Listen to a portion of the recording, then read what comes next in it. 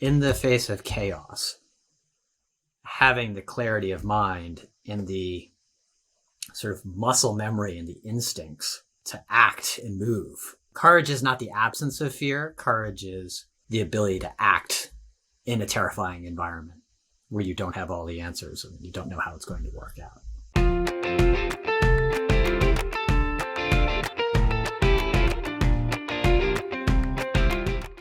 Hi, everyone. It's Kara Goldin from The Kara Goldin Show, and I'm so excited to have my next guest here, who is not only a guest, but also a friend. We've been trying to get him on the show for some time, and just so excited to have him here. We have Craig Mullaney here, who is a partner at the Brunswick Group. We are so thrilled to welcome him to our show. But let me just tell you a little bit about Craig, because it doesn't stop, even though that's an amazing role that you're in, but it doesn't stop there. So Craig is a U.S. Army veteran and a celebrated author and a tech entrepreneur as well. And Craig's career has spanned the military, government, and the private sector, serving in distinguished capacities across all of his roles. And as a U.S. Army captain, Craig led an infantry platoon stationed on the Afghanistan-Pakistan border, earning a Bronze Star, Army Commendation. Am I pronouncing this right? That's right. Okay. Army Commendation Medal and the Combat Infantry Badge for his service. And he recounted his tour of duty in the unforgettable. What is wrong this morning? We're going to edit that. Unforgettable memoir, The Unforgiving Minute, A Soldier's Education, which the Washington Post recognized as one of the best books of 2009, and the Military Times cited as one of the best books of that decade. And I have to say, when I knew that Craig was an author, I met him at when he was at Facebook, and I remember reading the book and I could not put it down. I'm not just saying that. I think I told you that, Craig. I was like, Craig had said, "Oh yeah, I'm an author too," but when I read it, I was absolutely blown away on so many levels. And just a couple of more little tidbits. Craig served in the Obama administration at USAID, overseeing venture funding for technology solutions in the developing world. And he also worked in the Pentagon. And I mean, what haven't you done, Craig? This is just unbelievable. Seriously. Just so many amazing things, joining the Department of Defense as Principal Director for Afghanistan, Pakistan, and the Central Asia Policy. And I mean, just so much. And then also, as I just mentioned, where I met Craig was when he was at Facebook, but he was also leading strategy and operations prior to that, a company called Ustream. Some of you might be familiar with that. And really amazing. I mean, you've just spanned, like, how old are you? 80 or something? Like, you've done. It's just absolutely crazy. So anyway, we're going to talk about all of that. And he's now a partner at the Brunswick Group, which is an advisory firm specializing in business critical issues. So enough of me talking. I'm so excited, Craig, to have you here. Oh, awesome to be with you, Kara. Very cool. So tell us a bit about, you ready for this question? It's the hardest one you'll get today, about little Craig. So tell us who was Craig? Who was Kid Craig? I was probably an overly serious child. I spent a lot of my time in my own head, sort of voracious reader, lived in a pretty rural part of Rhode Island, oldest of 4 kids, Irish working class family, mother's a nurse, dad worked at the utility company. I spent a lot of time out in the woods, a lot of imaginative play with my siblings and friends in the neighborhood. Wrestling was my sport. So I was really interested in that challenge, sort of one-on-one in the ring, where you really have no excuses and no escape. But it sort of taught me to stand up in the face of adversity and kind of find that hidden strength when you sort of run up against your limits. So interesting. So you went to West Point. How did you get there? I did. I honestly had never given any thought to a military career or service academy until I went on a road trip in high school with a classmate who happened to be a military brat, and we visited New York City, and we needed a cheap place or free place to stay because we were 17-year-olds. So we stayed with one of his family friends at West Point. It turned out this was the director of admissions house, and I was fascinated. I mean, I don't think I was being, recruited per se, but just sort of walking around the campus, I recognized that this was different than any of the other universities that I'd visited. I found it a really compelling proposition I wanted to learn more about. And I followed through, I applied, and a year later I was a new cadet at West Point. Wow. And so tell me what surprised you about West Point when you got there? When I arrived, when I saw it for the first time, I guess what was so different was how earnest and the cadets were. Like, there is no irony at West Point. Very little cynicism. I found when the cadets talked about service, about loyalty, about integrity, they really meant it. And that inspired me as a 17-year-old who hadn't yet really found his purpose. I didn't know what shape that service would take for me, but it aligned very much with my high school and my family value system. I was at a Christian Brothers high school, and there was a lot of talk about selfless service. I didn't know exactly how that was going to manifest itself for me. Arriving there as an 18-year-old, sort of a new cadet, you go through cadet basic training. It is a 4-year, 47-month leadership development academy.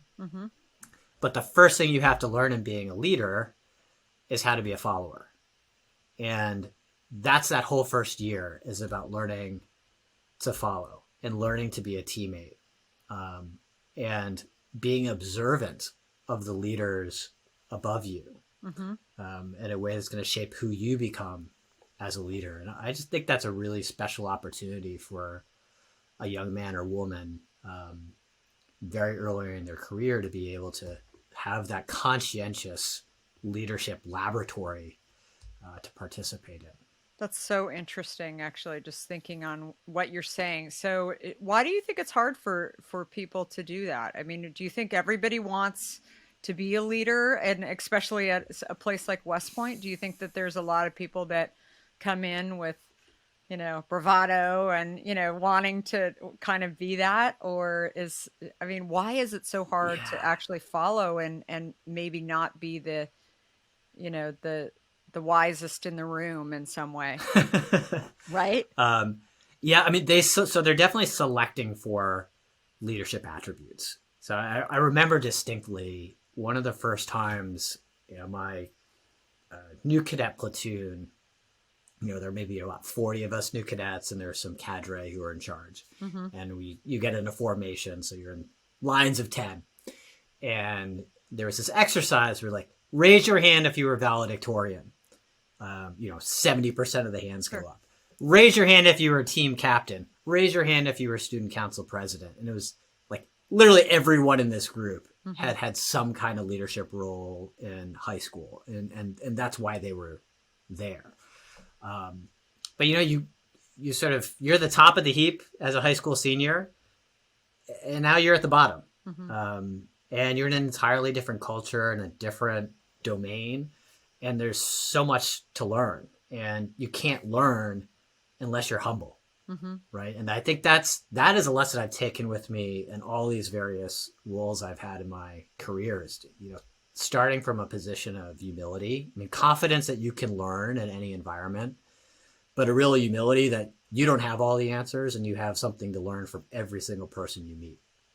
Yeah, I think that's so true. I mean, that's very, very different situation, but I think that is really what got me excited about even jumping into the beverage industry, as crazy as that sound, where I came from tech and, I was youngest vice president at AOL. I was one of the few females, it was at that level. And then suddenly I get all excited about this whole world of beverages that, really stem from me trying to solve a problem for myself Mm-hmm. around diet sweeteners, and getting myself healthy I became passionate about it, but I didn't know how to get there. And so, the idea of going into Whole Foods and saying, how do I get a product on the shelf? They'd say, well, what'd you do before? And I'm like, I don't know. I was like in tech, and I wasn't, but I was used to being a tech executive. I was used to being, that was Mm-hmm. my identity. And I got really excited about walking into an industry and, figured out a couple of months later that I was starting an entirely new category.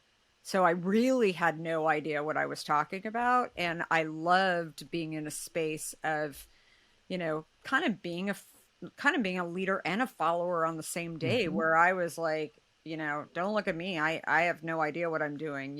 What is like, how do I find a distributor? Do you have a phone number? I mean, I had no idea what I was doing. And I think that there is that humility, and especially when you've kind of been top of your game, your ability to actually go down to the bottom and learn and be in a learning position is really exciting. But I think it takes like a mindset shift where, Mm-hmm. people, you have to be conscious to do it. And it's pretty scary, right? Like, what if you Wow. look terrible? I mean, you don't want to be like the low man on the totem pole and be stepped on, right? I mean, I'm sure you see that all the time there, that its attitude starts coming out all, and it really stems from fear more.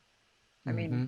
it's anyway, I think it's really, really interesting what you're talking about. So very, very, very interesting. So I have to assume, obviously, so you left West Point. You had a few stops along the way. I know you went to that little school over in the UK, and then what was the moment when you figured out that you were actually you were really going into the military now? I mean, you were in the military, but now it was like game time at When this did it point. become real? Yeah, it became real for me. I mean, like I think many of my classmates on 9/11. So I was in graduate school at the time. I was traveling in New Zealand, and I was sort of shopping for groceries at a the local convenience store when I saw the towers fall on the little TV behind the clerk. I was the only American in this small town on the North Island in New Zealand, and I knew at that moment that I was going to have to cash this blank check, that I was this raising my hand and volunteering to serve my country was going to really mean something. And roughly a year later, I found myself, I guess 2 years later, I found myself in Afghanistan as a platoon leader with an opportunity to, make a small dent, against a resurgent Al Qaeda and Taliban force just across the border inside Pakistan. But I knew on 9/11 that there would be an American military response, and that I'd be honored and privileged and lucky to have an opportunity to contribute to that fight. Wow. So your book, The Unforgiving Minute, A Soldier's Education. So what inspired you to write this? I mean, let's back up. I mean, a lot happened, but what was kind of the core, without giving away too much? I mean, tell us about the, kind of the major piece. Yeah, I mean, so the real fulcrum of the book, um, and the Unforgiving Minute, which I'm referencing in the title, Hmm. is September 29th, 2003. I'm the platoon leader of a platoon of 25 men, in the midst of a a very complex ambush just inside that Afghan-Pakistan border. And in the opening salvos of this attack on our unit, Private First Class Evan O'Neill in my platoon was shot and killed. I hear this conveyed to me from my squad leader over the radio. And, that's the moment where you earn your salute. What decisions do you make as a leader under those circumstances?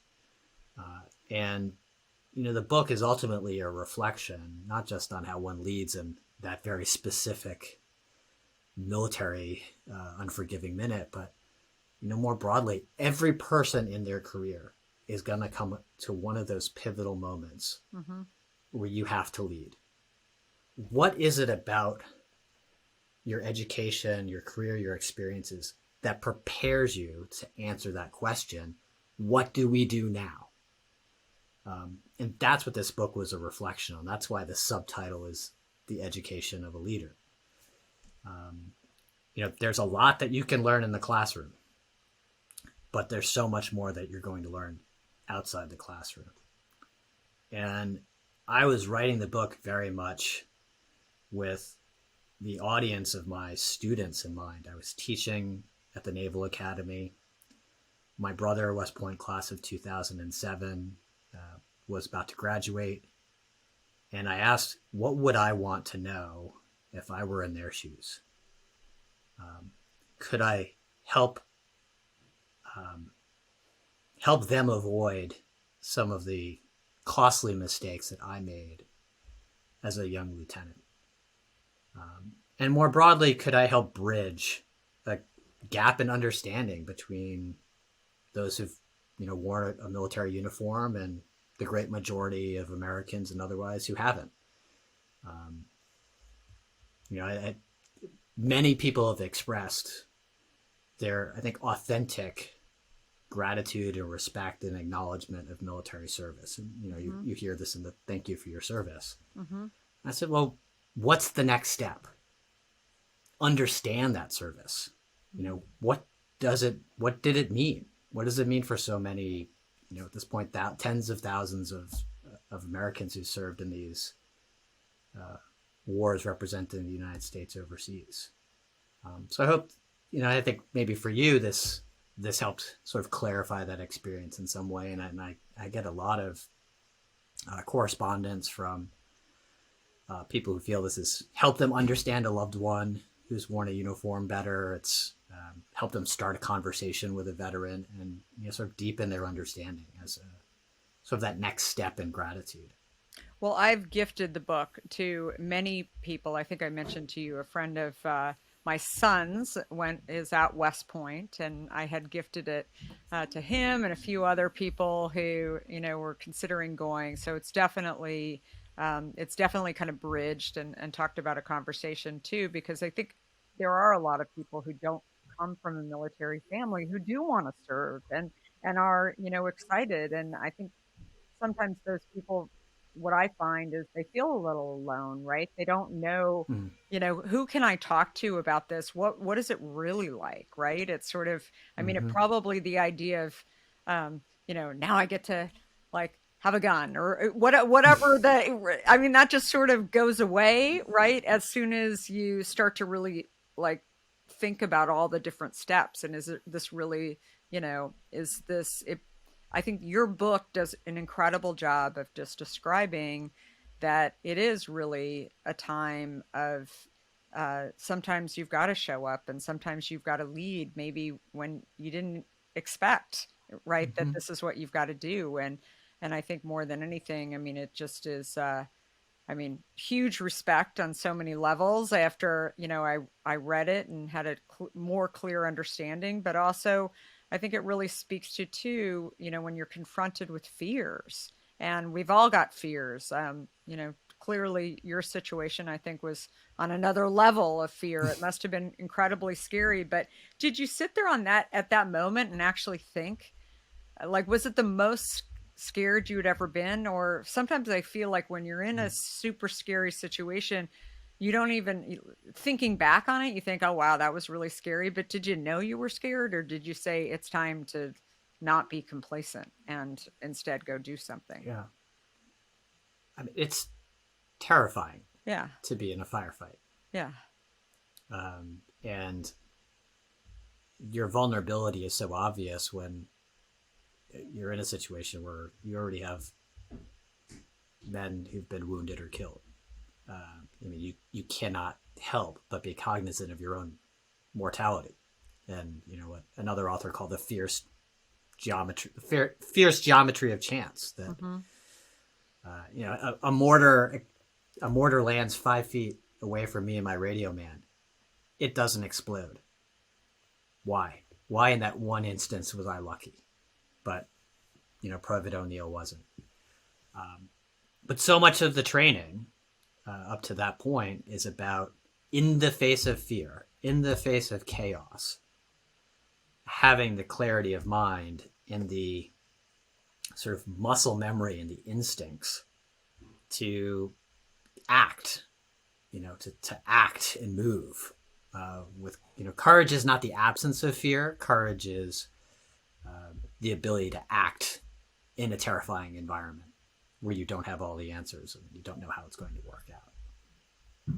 It's so interesting. So I always think about too that obviously you have people in your situation coming from all over the US, all walks of Mm-hmm. life, right? Maybe you don't even know what some of their family backgrounds are, certainly their education levels, and then all of a sudden it's like you're the boss and they're not, right? And they need to listen and they need to trust, right? Especially Yeah. when you're faced with the, craziness that you all were facing. How do you, I mean, where do you even start to lead in that situation? Because it's not just about, going to the office and turning on the computer or whatever, right? Like there's a lot there and a lot of trust, and you have to trust them that they're going to be Right. supporting and Mm-hmm. protecting and all of that. Like, how do you, I don't know, how do you get through the honeymoon Yeah. phase quickly and start to really build that?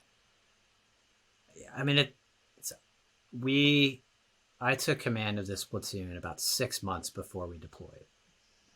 And that train up for deployment, that's the time where you build trust. Mm-hmm. You know, in part it's trust during training, so that when you're out rehearsing an ambush or response to an ambush, you know, that's an environment where you can take the time to explain why left and not right.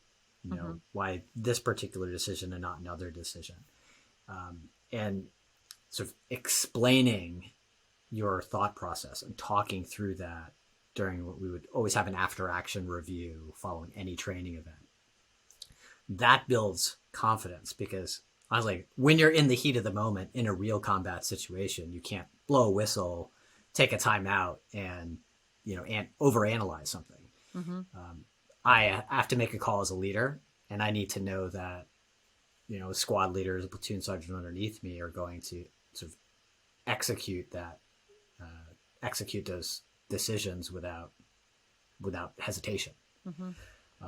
And they will do that if you've built that confidence and trust in a training environment. I think the other half of that is what it means to be a very human, empathetic, and connected leader, where it's this becomes your family. Mm-hmm. We ate, slept, patrolled together, hundreds of times. I, in many ways, feel closer to those brothers I served with in Afghanistan than, my closest of friends outside of that environment. I think, some of that's, you've got to have a vulnerability and a willingness to share your biographical details and who you are. And you've got to be genuinely interested in the people who are serving underneath you, their own circumstances, whether it's, a senior enlisted who's got kids back home, Mm-hmm. that's on their mind. They have a financial situation that they're grappling with. Maybe they have a friend in another unit who's been killed or wounded. you are as an Army platoon leader, you were a coach, a mentor, a tactician, a therapist, a financial advisor, a social worker. It's what makes it such an amazing developmental experience in a young person's life. So interesting. So you transitioned into the public service after being in the military.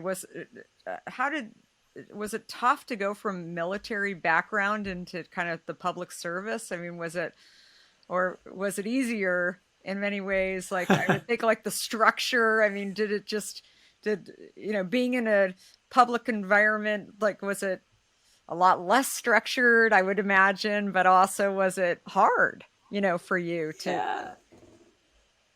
I mean, so I think there was sort of two jumps. So I Mhm. made the initial jump was from the Army to the 2008 Obama campaign. Mhm. Um, and then the other jump was from politics into entrepreneurial life.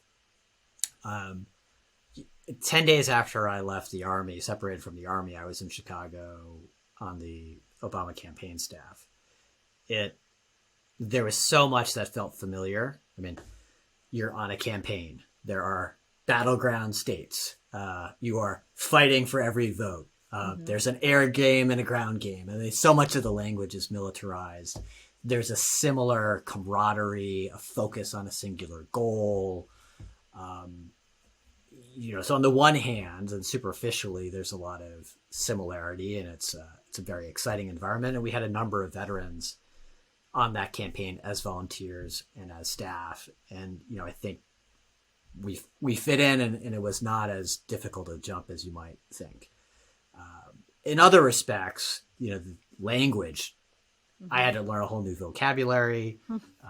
I had to think about how I would translate sort of very specific technical knowledge I had about the military for communicating to a broader audience for the candidate and for the campaign. I think that the harder jump was going from DC to Silicon Valley, and I know you've been in both Yeah. worlds, but you feel like a very quote unquote powerful person as a mid-level bureaucrat in a federal government agency, and the whole world seems to sort of revolve around the decisions that are made in Washington D.C. or the Pentagon. And then suddenly I'm in California, and almost no interest in my experience in sort of national security policy. It was a Because very most people different didn't kind know of what it bubble. was, right? I mean, Yeah, yeah, well, I mean, they were like, "Hey, Craig, let's go grab a cup of coffee," right? Or a hint, right? It's like, yeah, right? I mean, that is yeah, interesting. And, these are smart people, right? But probably not a lot of them had spent any time in Washington. yeah. But you find it, when you start looking, you find a lot of very veterans who are in prominent executive roles at top Silicon Valley companies. Hmm. CFOs and CEOs at big companies. The CFO of Pinterest, the former CEO of Twitter. They are military veterans, and I think that they were able, and I found some degree of success in that world because you're comfortable in ambiguity. Hmm. You can make a plan in the midst of chaos. You're able to operate independently. There's a misconception that the military is a hierarchy, but in an operational setting, I was 200 miles away from my boss. Hmm. I had to make decisions in the moment, day to day, on my own best judgment. And I think that is a sort of a similar attribute required of an entrepreneur, Silicon Valley, or start any small business. Yeah. No, definitely. I mean, I think that I think your background is, I mean, so valuable to have inside of an organization too, because I bet people gravitate towards that too, especially when they don't know what to do. And, certainly in, the last 15 months, I think it was, a crazy, scary time, unprecedented time where even the people who felt like they knew how to lead, there were there was a lot of complacency, particularly Mm-hmm. amongst entrepreneurs that I know that were just, didn't know how to evaluate even what was going on. And it really was spinning out of control, especially in people's minds. And I think it's, for me in particular, it was a time where we're an essential product. So we actually are required during times of a pandemic, which obviously I'd never been through, to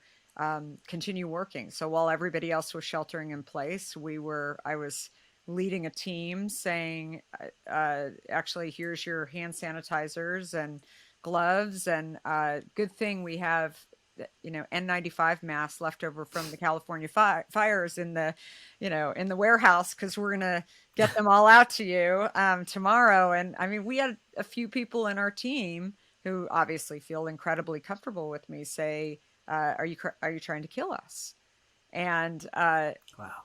I mean, it was a lot, Yeah. and it was the only way that I know how to lead. And I've never actually been in the military, but I would imagine it's similar in some ways, is to actually go out with the team and actually see what was going on. And so, they Mm-hmm. were scared. They were operating out of fear. They, didn't really want to go in that direction. And I think I couldn't sit in my office, my home office, and do the Yeah. work. I had to, put on my Lululemon pants and hint jacket, and I went out, and I went into Target, and I started figuring out, how can I make my team feel safer? I Yeah. asked the manager if it was okay if I came in, they open at 7, can we come in? Can I send my team in at 6 a.m.? When no one's in here and no one's been Mm-hmm. here for 12 hours. I don't know. Hopefully the virus won't still be here. It might, but I mean, I think that was the best thing that I could do. And I offered that to, the team. And I think what I was able to do at a higher level was actually look at strategy. And I think to what you've said a couple of times is, as a leader, asking what can we do, and not staying complacent. And we even had a friend of mine, Allison Levine, who has scaled Everest a couple of times. She talked about not staying complacent and continuing to move, and how, she missed a giant glacier almost falling on her head if she would have stayed still. And she said she's learned it every time. Like, you have to keep moving. And if you stop and you freak yourself out, then, Mm-hmm. that's where the trouble begins. And I think it's true. And, as a climber, in the military, and, running a company, it's like when you don't know what to do, it's very rare that you sit there and do nothing, Right. I think. Yeah. It's just start with a list, right? Like, what else can I learn about this situation? Like, what Yeah. else can I do? I mean, it's you're continuously problem solving. So true. So you went to Silicon Valley. You became a leading expert on digital and social media, and that could be a session in and of itself, of course.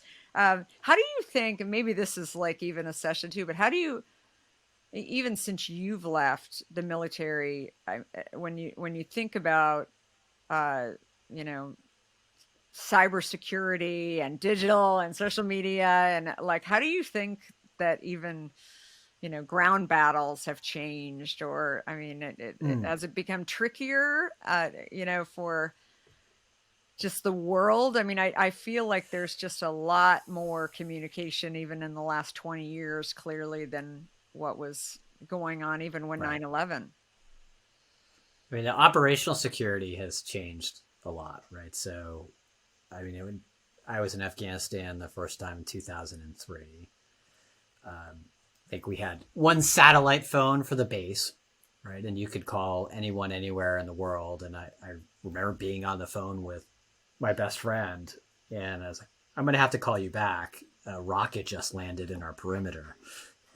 I hung up, and I think that just blew his mind. Like, Yeah. I was just on a phone call with you, and you're under a rocket attack. Oh my God. Um, That's since progressed where, I mean, you have combatants in Iraq and Afghanistan with cell phones and email, always on email access, who are in continuous communication with their families and loved ones back home. I mean, how different is that from, even 20, 25 years ago, waiting 2 weeks for a letter to get back to a loved one. So, I mean, that creates challenges. I mean, there still needs to be a certain degree of self-censorship in what gets communicated back home, because it could put your buddies at risk in an inadvertent way. Technology changed so rapidly in that context, that the ability to sort of look over the horizon via drones. I mean, this was cutting edge in 2003. Now this is, as a matter of course, you wouldn't think of doing an operation without that kind of intelligence. It's wild to think about it. Yeah. And it just keeps getting, more and more complex, I think, as you yes. think about it. It just, it seems like technology has just sped up and more, even in, the last few years. So it's really, really interesting to think back on it. So, when you look back on your life, I always think it's much more fun to, look backwards. And I was just on a podcast talking about, I love the Steve Jobs saying of, the dots eventually connect. And it really is helpful to me, even when I look back on challenging times and think about, maybe I couldn't actually tie a beautiful ribbon around why that scary stuff happened or why that bad thing happened. But how would you sum up, kind of what is your quote when you look back on your life? What have you learned?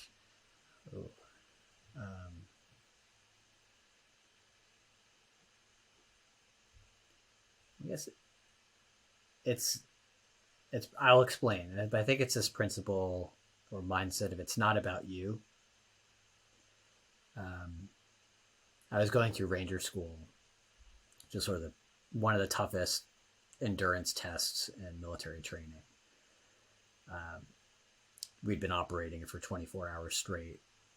Our unit had sort of come to an end of the mission for that day, and we were sort of setting in a patrol base to get some rest before the next day.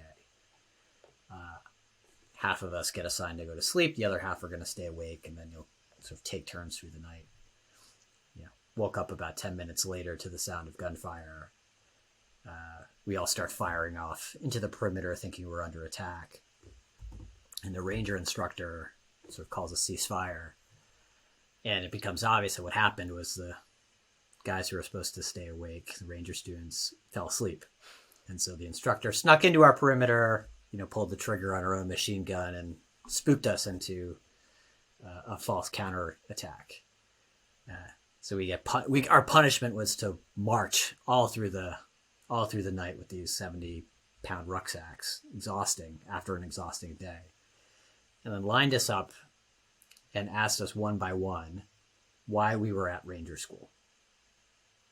And one guy's like, I didn't have a choice. My platoon sergeant made me. Another, I'm here for the challenge. Always wanted to be a ranger. And the instructor, he was not happy with any of those answers. He said, Rangers, it's not about you. This training is about the soldiers that you're going to lead. So I don't care if you're sick or tired or hungry or miss your girlfriend. You're here to train so that you can be better leaders. And I mean, obviously that obtains in a military context. It makes sense.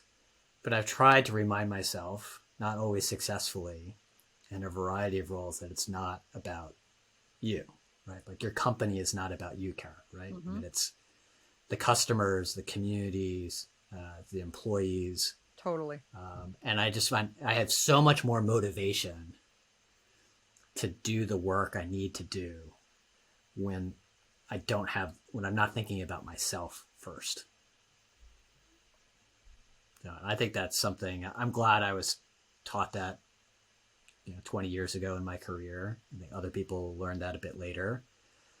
but it's so liberating and Yeah, I was going inspiring. to say that too. It is really liberating because when you think about it, it's like, I think deep down, people do care about other people and they want to lift people, right? They want to help people, and I think especially when you have really challenging times, when you start to really think about those other people, whether it's, you know, uh your employees, your customers, the other people that are in your platoon, whatever. It really is about those other people and how do you support and lift and lead, and they all kind of have their different moments, I guess, and it's hard to separate them. But yeah, that is, I think liberating is a great word for that, because it has me really thinking a lot about that. But well, this is incredible. And the Unforgiving Minute, again, Craig wrote this book a few years ago, but it is so relevant on so many levels. And truly, not just because you're my friend, it really was one of the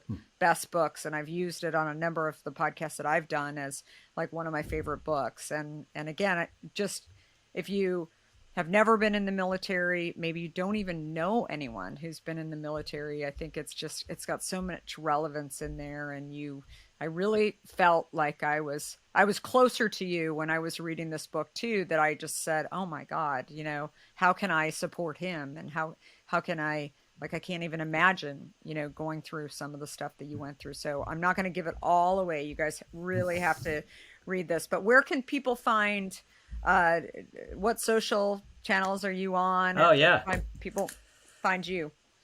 yeah. I'm at Craig M Mullaney on Twitter, LinkedIn, Instagram. I do most of my writing and thinking and engagement on LinkedIn these days. Of course, And you you have a can. newsletter too, don't you? I do. I've got a new Yeah, newsletter, Connected Leadership, I on love it. LinkedIn. I mean, so much of my practice at Brunswick is helping leaders make the most of the digital world for their leadership and influence. Really thinking about social media as a leadership technology, and how we first met years ago.